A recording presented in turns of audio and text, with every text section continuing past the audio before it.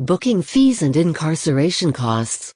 The latest revenue generation tools for money-hungry governments. The Supreme Court is preparing to consider the legality of a couple new methods the police and courts have devised to generate revenue for the state. In several states, including Minnesota, Colorado, and Kentucky, have begun implementing fees and incarceration cost reimbursement charges against those who are arrested as a way to raise money for police and governmental budgets. Much like their earlier forerunner to policing for profit, asset forfeiture and seizure laws, these fees are not based on a conviction, and many times those subjected to them don't even end up having charges filed against them. Another similarity is that the process for recouping them are either non-existent or so difficult or expensive that it generally makes it not worth the effort, and most people simply allow the theft to stand. Of course, that's the point, since the policies have nothing to do with justice, but rather are solely intended to raise revenue for the state and its enforcement structures. Via the New York Times, Corey Statham had $46 in his pockets when he was arrested in Ramsey County, Maine, and charged with disorderly conduct. He was released 2 days later, and the charges were dismissed. But the county kept $25 of Mr. Statham's money as a booking fee. It returned the remaining $21 on a debit card subject to an array of fees. In the end, it cost Mr. Statham $7.25 to withdraw what was left of his money. The Supreme Court will soon consider whether to hear Mr. Statham's challenge to Ramsey County's fundraising efforts, which are part of a national trend to extract fees and fines from people who find themselves enmeshed in the criminal justice system.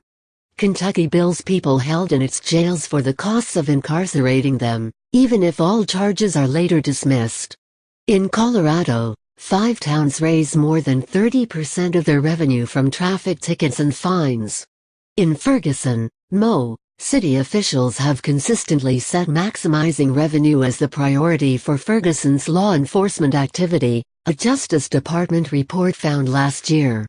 An unusual coalition of civil rights organizations, criminal defense lawyers, and conservative and libertarian groups have challenged these sorts of policies, saying they confiscate private property without constitutional protections and lock poor people into a cycle of fines, debts and jail.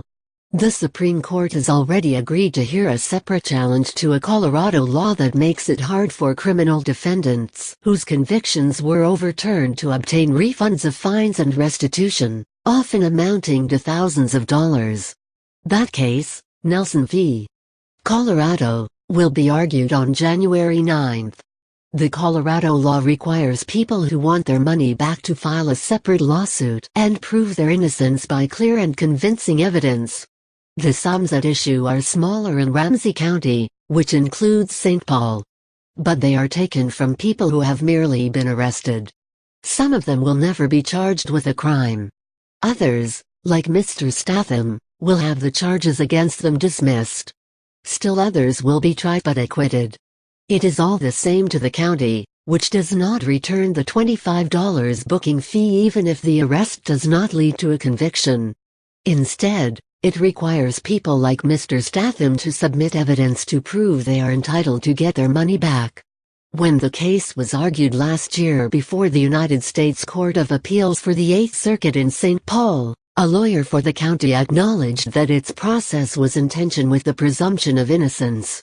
There is some legwork involved, the lawyer, Jason M. Hively said, but noted that it is possible for blameless people to get their $25 back. They can do it as soon as they have the evidence that they haven't been found guilty. The legwork proved too much for Mr. Statham. He never got his $25 back. He did get a debit card for the remaining $21.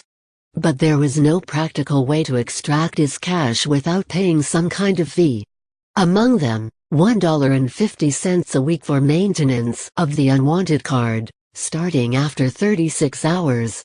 $2.75 for using an ATM to withdraw money. $3 for transferring the balance to a bank account. And $1.50 for checking the balance. In its appeals court brief, The county said the debit cards were provided for the convenience of the inmates, who might find it hard to cash a check. Mr. Statham is represented by Michael A. Carvin, a prominent conservative lawyer who has argued Supreme Court cases challenging the Affordable Care Act and fees charged by public unions. Mr. Carvin said the county's motives were not rooted in solicitude for the people it had arrested. Revenue-starved local governments are increasingly turning toward fees like Ramsey County's in order to bridge their budgetary gaps, he wrote in a Supreme Court brief. But the unilateral decision of a single police officer cannot possibly justify summarily confiscating money. Providing a profit motive to make arrests, he said, gives officers an incentive to make improper arrests. Obviously, these debit cards with their outrageous fees are anything but convenient. Also, while it's beside the point from the start, the notion that an arbitrary fee based on no crime having been committed is valid, because in the eyes of the courts it is not a large fee represents unnecessary and undue hardship for many poor people that are barely making it on what they have already.